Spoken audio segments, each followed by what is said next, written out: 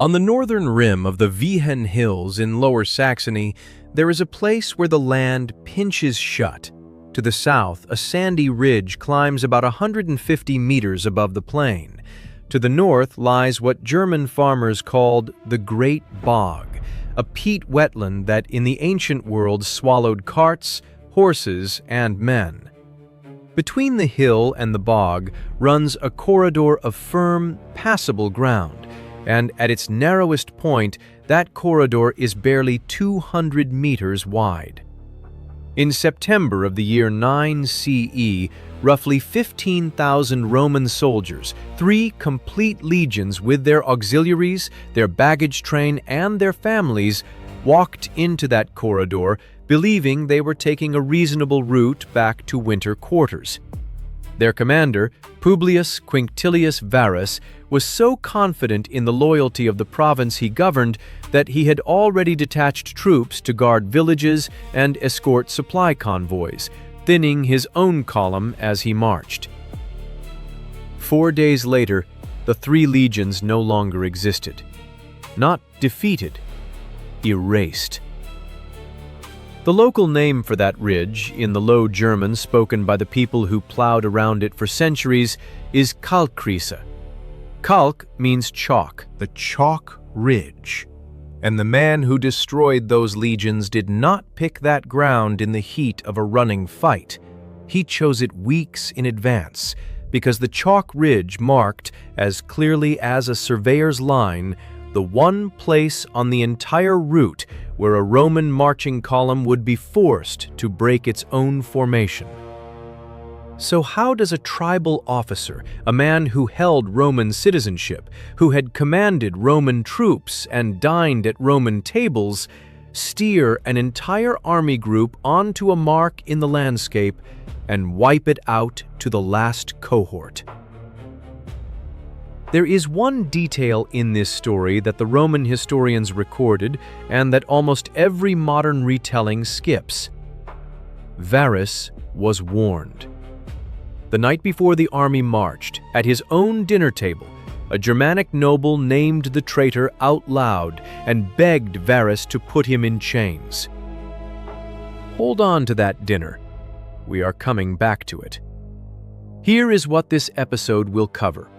First, the route itself and why Varus agreed to march 3 legions down a track no Roman army had used before, stretching his column to somewhere near 15 kilometers of men, mules, and wagons. Second, the architect of the trap, Arminius of the Cherusci, a man Rome had raised, decorated, and enrolled in its own equestrian class. And the exact warning Varus dismissed 12 hours before departure. Third, the wall, a rampart of turf and sand roughly 400 meters long that archaeologists have excavated along the foot of the chalk ridge, complete with a detail that proves it was built long before the Romans arrived. Fourth, the 4 days of the battle itself, how 3 legions were dismantled hour by hour, and what happened to Varus, his cavalry commander, and his senior officers in the final hours. And fifth, why Rome retired the numbers 17, 18, and 19 from its army lists forever. And what a British army officer with a metal detector pulled out of a farmer's field in 1987 that finally located the killing ground. Everything that follows rests on 4 Roman writers: Velleius Paterculus, who served as a cavalry officer and then a legate in the German campaigns of that generation, who personally knew many of the men who died and who wrote within about 20 years of the disaster. Cassius Dio, a senator writing 2 centuries later, whose account is nonetheless the most detailed narrative we have. Tacitus, whose annals preserve the aftermath in unforgettable detail, and Suetonius, the imperial biographer. Alongside them sit more than 3 decades of excavation at Kalkriese, which have produced over 7,000 Roman objects from the site, from coins and hobnails to bone pits and a cavalry parade mask. Where the sources disagree, or where historians are still arguing, I will tell you so plainly. Start with the man who lost. Publius Quinctilius Varus was not a fool, whatever the later legend made of him. He was a senator of consular rank, consul in 13 BCE alongside the future emperor Tiberius himself, and he was married into the family of the Emperor Augustus, his wife, Claudia Pulchra, being the emperor's grandniece. He was an experienced provincial administrator with a hard edge. He had governed Africa and then Syria, one of the wealthiest provinces in the empire, where he commanded 4 legions. And when Judea erupted in revolt after the death of Herod the Great in 4 BCE, Varus marched south, sacked the town of Sepphoris, and, according to the historian Josephus, crucified some 2,000 rebels along the roads as a warning. This was a man who knew how to break a province by force. Velleius, who despised him, wrote acidly that Varus entered rich Syria a poor man and left poor Syria a rich man. What Varus was not, by any account, was a field soldier tested against an enemy who refused to behave like a province. Syria and Judea were old, urban, taxable societies with roads, cities, and elites who could be co-opted or crucified.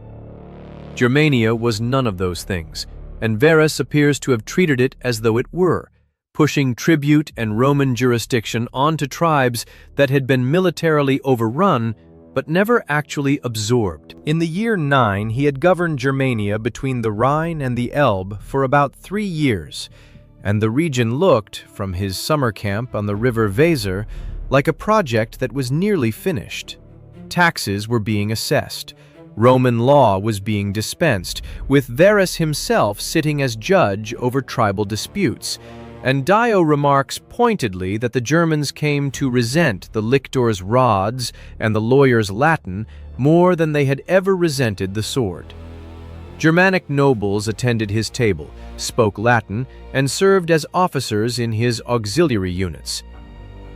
Among those nobles, none stood higher in his trust than a Cheruscan prince in his mid-20s named Arminius.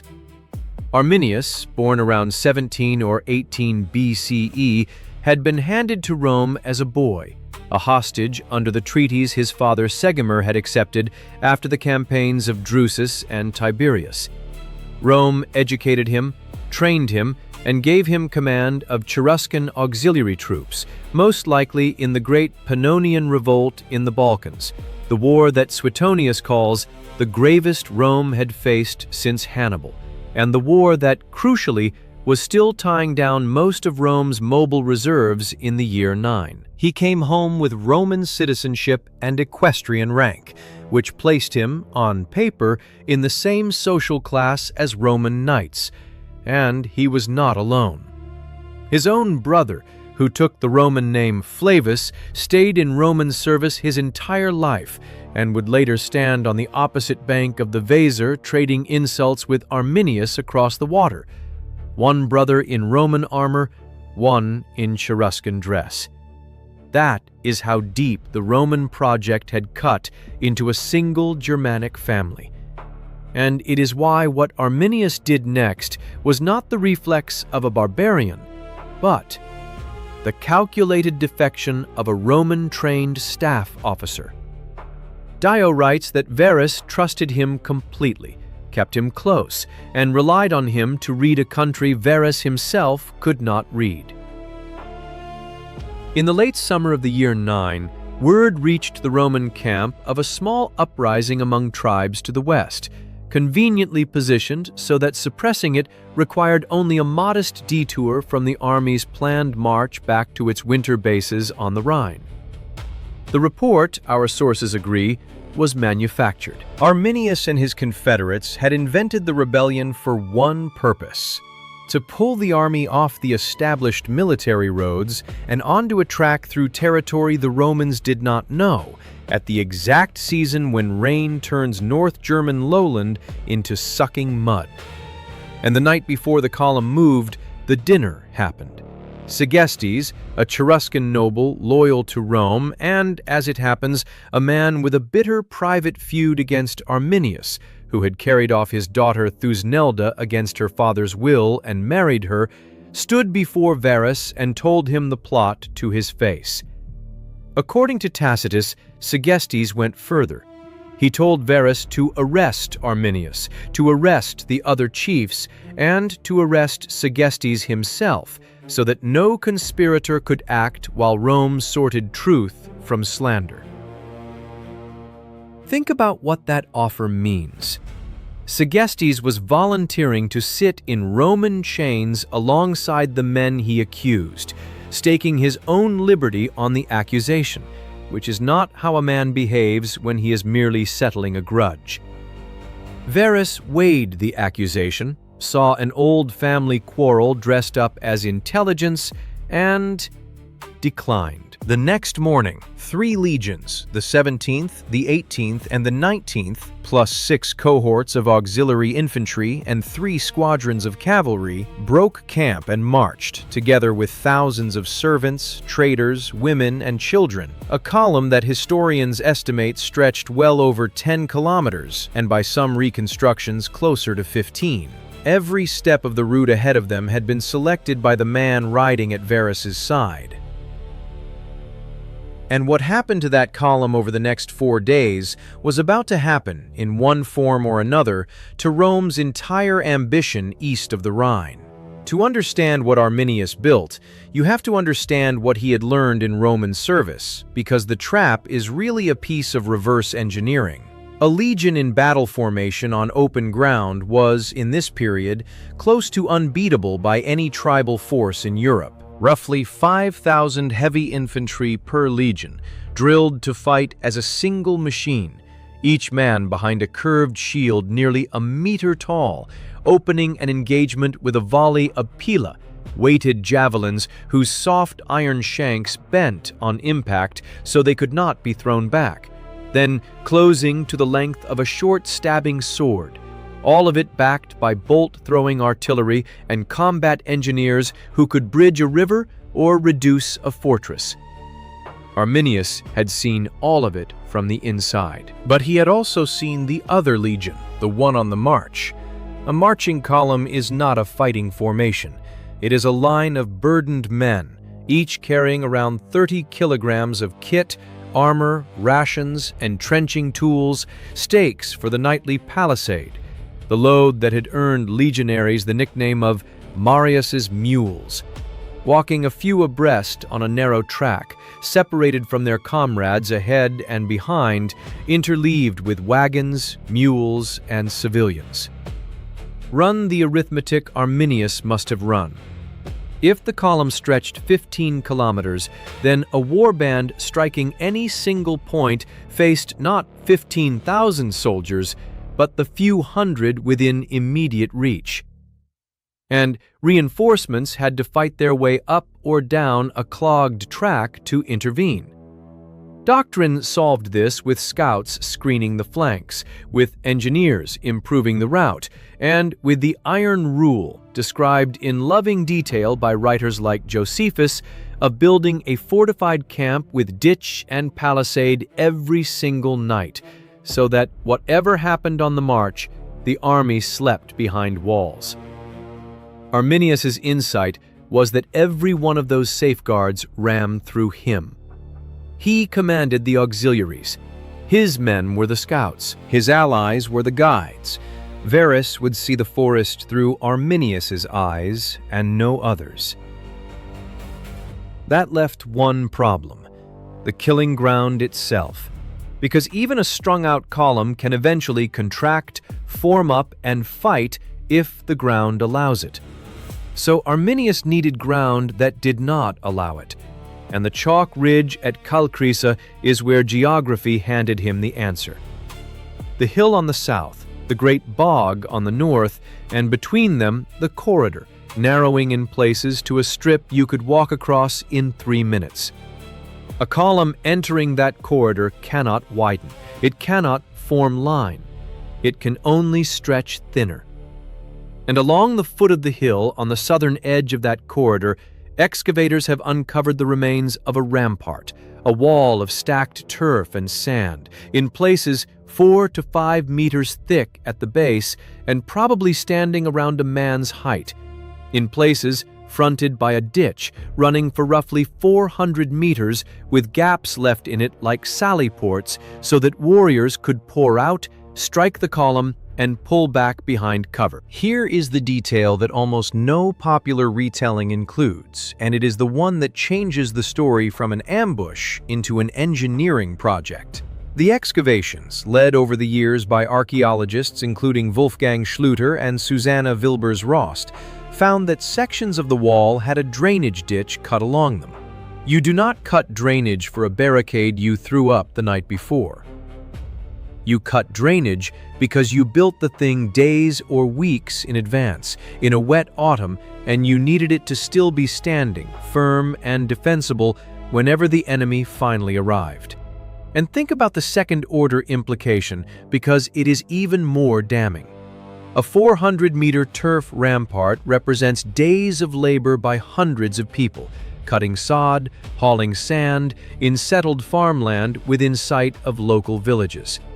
That construction could not have been kept secret from the surrounding population, which means the secrecy held anyway, across weeks, across multiple tribes, Cherusci, Marsi, Bructeri, Chatti by some accounts, without one informer reaching Varus except the one he refused to believe. Which means that while Varus sat at dinner listening to suggesties and deciding the warning was a grudge, the wall was already there, standing in the rain, waiting on the chalk ridge for the column that had not yet left camp.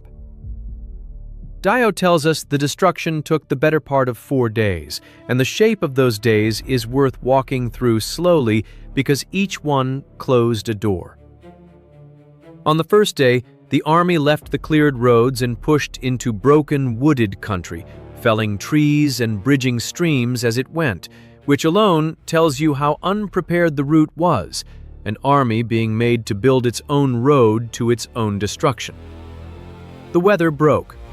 Dio describes violent rain and wind, ground turning slick, treetops snapping and falling among the ranks.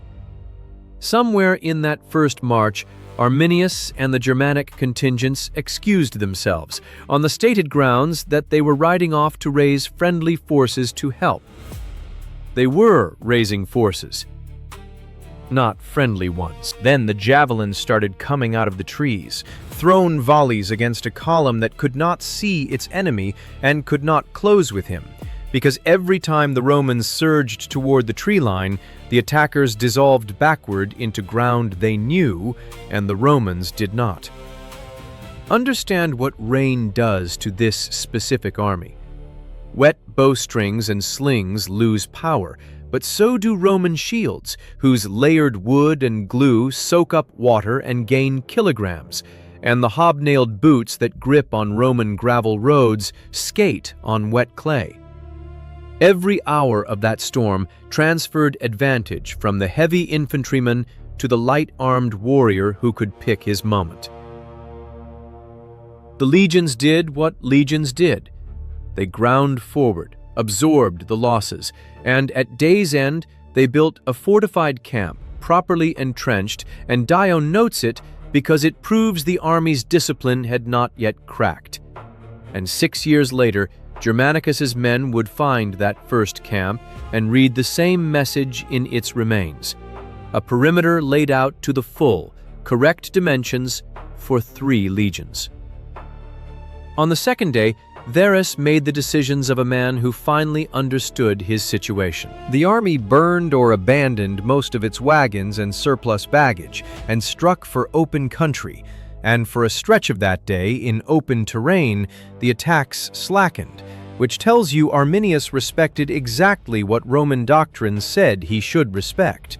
But the route home offered no unbroken corridor of open ground, and when the column re-entered wooded terrain, the killing resumed. And Dio says the Romans now took some of their worst losses, packed too tightly among their own wagons and their own dead to swing a sword freely. Cavalry useless among the trees, every casualty another obstacle in the track. And Arminius's numbers were growing, because success recruits. Warriors who had hesitated on day one, and even tribesmen who had marched as Roman auxiliaries, drifted toward the winning side as word spread that the legions were bleeding, so the army got weaker each day against an enemy getting stronger. By the morning of the final approach, rain again. The army that stumbled toward the gap between the hill and the bog was shorter, exhausted, carrying its wounded, and had already bled for 3 days. And here again, Germanicus's burial detail later read the story in the earth, because the last camp they found had been built on a shrunken perimeter with a shallow, half-finished ditch, the fortification of a remnant that no longer had the men or the strength to dig. Then it entered the corridor at Kalkriese, and the wall was on their right, and the bog was on their left, and there was no third option, because the trap was not sprung there. It had been built there. Among the finds from that corridor is one that compresses the whole ambush into a single object: the skeleton of a Roman baggage mule that died against the rampart, and around its neck a bronze bell that had been deliberately stuffed with straw to silence it. A column trying, far too late, to move quietly through country that had heard it coming for weeks. The legionaries did the last professional thing available to them. They assaulted the rampart directly, and the archaeology suggests fighting along the wall itself. Concentrations of weapon finds at the gaps, sections of the rampart that appear to have collapsed onto Roman remains, men buried by the trap as they tried to tear it down. The assault failed, and with it, the army's cohesion finally broke, and the sources record the breaking through 3 men. Valla Numonius, the cavalry commander, pulled his squadrons out of the line and rode for the Rhine, abandoning the infantry. Velleius, a former cavalryman himself, spits contempt at him across 2,000 years, calling it a deed he would rather not have to report of a man who was otherwise respectable, and reports that Valla and his riders were hunted down and killed anyway. Varus, wounded and facing capture, fell on his own sword, following the example, Velleius notes, of his father, who had died the same way on the losing side at Philippi. And the camp prefect, Lucius Aegius, died fighting, while another senior officer, Saonius, surrendered, a decision that bought him nothing worth having. What followed, per Tacitus and Dio, was not the aftermath of a battle, but of a ritual. Captured officers were sacrificed at altars in the groves. Prisoners were hanged from trees or held for slavery. And Velleius preserves the story of one soldier, Caldus Caelius, who, seeing what captivity meant, raised the very chains that bound him and smashed them down on his own skull. Some prisoners survived for decades, and when later Roman campaigns ransomed a number of them, the humiliation was judged so profound that they were reportedly forbidden ever to set foot in Italy. Varus's body was mutilated, and his head was cut off, passed between tribal leaders, sent first to Merobodius, king of the Marcomanni, in an unsuccessful bid to bring him into the war, and forwarded by him to Rome, where Augustus had it buried in the family tomb. Of a column that had numbered, with its followers, somewhere between 15,000 and 20,000 people, a bare handful of survivors reached the Rhine to say what had happened. And it was likely only the quick thinking of officers like Lucius Caedicius, who held the fort at Aliso against the pursuing tribes, that kept the disaster from rolling all the way to the river. 3 eagles, the sacred standards of the 17th, 18th, and 19th legions, were gone into Germanic hands. Looking back across the 4 days, the whole catastrophe reduces to 5 decisions, and every one of them belonged to Arminius, which is precisely the point. Decision 1, he invented the war that chose the road. Arminius did not attack the Roman army where it stood, in a fortified summer camp with clear ground and supply lines. He manufactured a small, plausible, ignorable rebellion positioned so that the lazy, sensible response was a detour, and the detour was the trap. The battlefield was selected months before the first javelin flew by a man filing a false intelligence report, and the timing was no accident either. Late in the season, when Varus would be eager to reach winter quarters and disinclined to treat a minor rising as cause for delay, and while the Pannonian War still held Rome's strategic reserve 1,000 kilometers away. Decision 2. He made himself the army's eyes. Because Arminius commanded the auxiliaries and supplied the guides, Varus possessed no independent picture of the country he was marching through. Every reassurance, every route confirmation, every scouting report passed through the conspiracy. Segesti's warning at dinner was, in effect, the one piece of intelligence that arrived outside Arminius's filter, and Varus threw it away because it came wrapped in a family feud. That is the resolution of the dinner we flagged at the start, and it is the most human failure in the whole story. The warning was real, the messenger was compromised, and Varus judged the messenger instead of the message. A failure so durable that intelligence officers still study it, because the hardest report to act on is the true one, delivered by someone with an obvious motive to lie. Decision 3. He attacked the column and never the legion. Across 4 days there is no record of Arminius offering pitched battle, and the one stretch where the Romans reached open ground, the attacks visibly slackened. He struck only the strung-out line, only the flanks, only the intervals between units, because he had learned in Roman service that the legion is a formation, not a head count, and if you never permit the formation to exist, you never have to beat it. Decision 4. He built a fortress and made the Romans besiege it in passing. The wall at the chalk ridge inverted the entire grammar of Roman warfare. Rome's legions were Europe's masters of siegecraft, and at Kalkriese, exhausted, soaked, and under missile fire, they were forced to assault a prepared field fortification from a marching column, with a bog at their backs, which is the one tactical problem their whole system was never designed to solve in reverse. The drainage ditch in that rampart is the physical signature of premeditation, patience poured into turf and sand. And Decision 5, he let time and weather do the killing that spears could not. Arminius spread the destruction across 4 days in a wet September, far from the Rhine bases, so that hunger, cold, sleeplessness, and the wounded accumulating in the column degraded the army between engagements. Each dawn, the legions were less than they had been before a single warrior moved.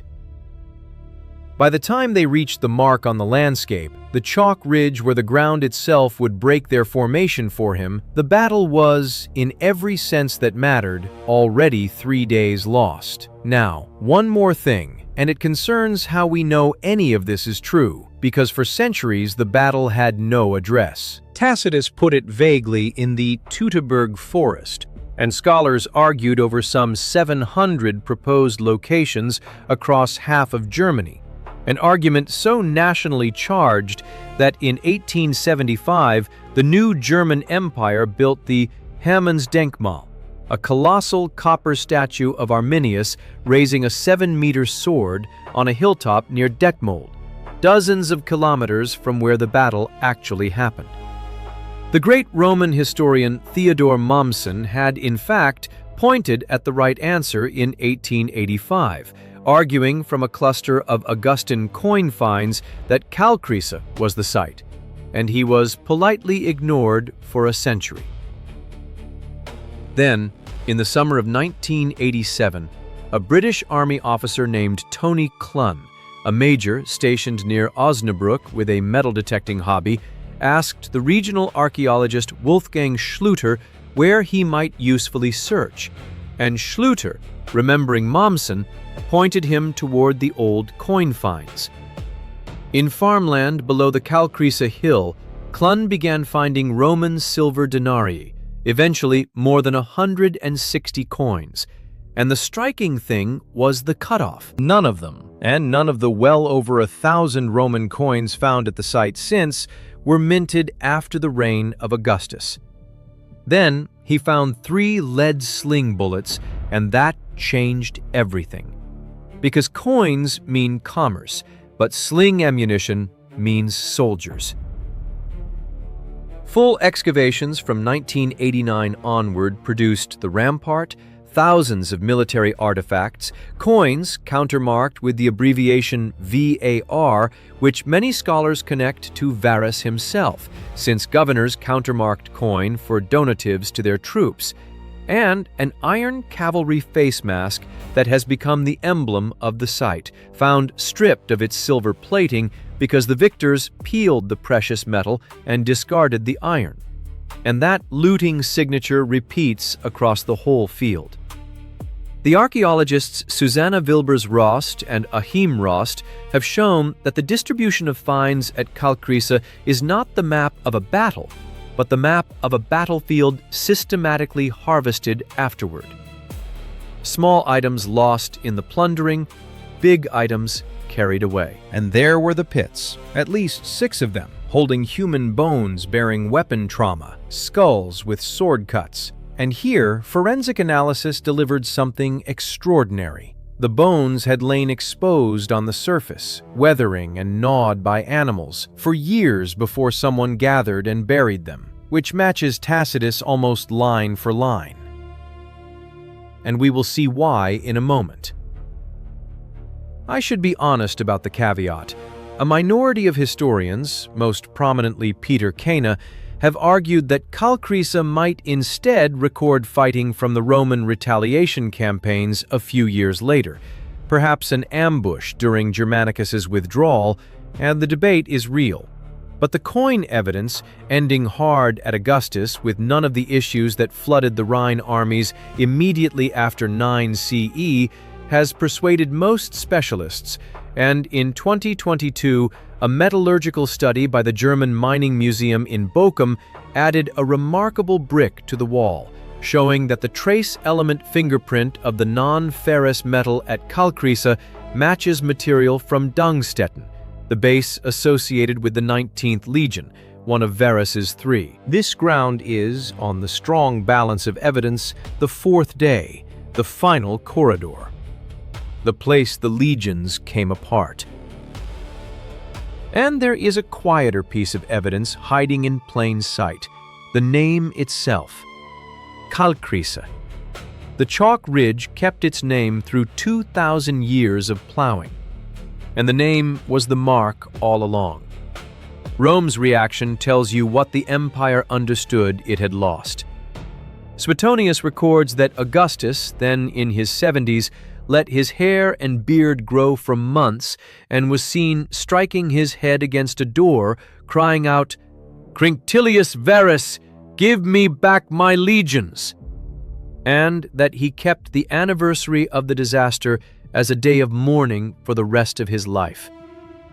He dismissed his German bodyguard from the city and rushed emergency levies to the Rhine, resorting to conscription and property confiscations when citizens refused to enlist. Because, for one genuinely frightening season, Rome believed the tribes might cross the river. And here is the institutional fact that outlasts the anecdote, the fulfillment of our final promise. Rome raised and re-raised legions for another 4 centuries, recycling numbers freely after disasters. But the numbers 17, 18, and 19 were never used again. Not once in the entire subsequent history of the Roman army. 6 years later, in 15 CE, the general Germanicus led an army back to the site, and Tacitus's description in the Annals is one of the most haunting passages in Roman literature. whitening bones scattered where men had fled, heaped where they had made stands, skulls nailed to tree trunks, fragments of javelins and horse limbs, the altars still standing where the officers had been killed. Survivors of the disaster walking the ground and pointing out where the legates fell and where the eagles were taken. And Roman soldiers burying the remains of 3 legions without knowing, Tacitus says, whether the bones they handled belonged to strangers or their own kin. Which is very likely the burial the Kalkriese bone pits record, gathered years after death, exactly as the forensics found. In those same campaigns, Segestes was rescued, and Thusnelda, Arminius's wife, was captured, pregnant, and paraded in Germanicus's triumph at Rome in 17 CE, her son Thumelicus raised in captivity at Ravenna. Germanicus recovered 2 of the 3 lost eagles, one from the Bructeri in 15, one from the Marsi in 16, and the third was retrieved a generation later in 41 CE under the Emperor Claudius from the Cherusci. Arminius himself did not long outlive his victory. He fought Germanicus to a bloody standstill, turned on the Marcomannic king Merobodius and broke him, and then, in 21 CE, reaching for something like kingship over the tribes he had united, was murdered by his own kinsmen, after Tiberius had, to his credit, refused a Chatan chieftain's written offer to poison him, replying that Rome took vengeance with arms, not treachery. Tacitus gave him the epitaph, "The Liberator, without doubt, of Germany." But the strategic verdict of the Chalk Ridge was never reversed. Tiberius recalled Germanicus in 16. Judging further conquest not worth the cost, Rome pulled its permanent frontier back to the Rhine, and with brief exceptions, it stayed there for roughly 400 years, which is why many historians, with fair debate over how much weight the single battle deserves, treat that river line as one of the oldest cultural boundaries in Europe. Today, the corridor is an archaeological park and museum. The line of the wall is marked in the grass.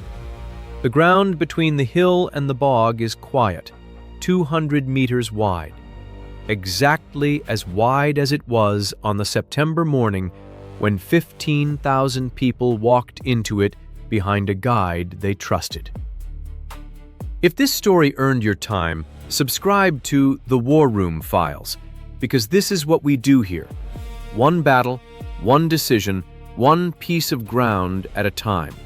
And leave a like so the next viewer finds the Chalk Ridge too. I will see you at the next one.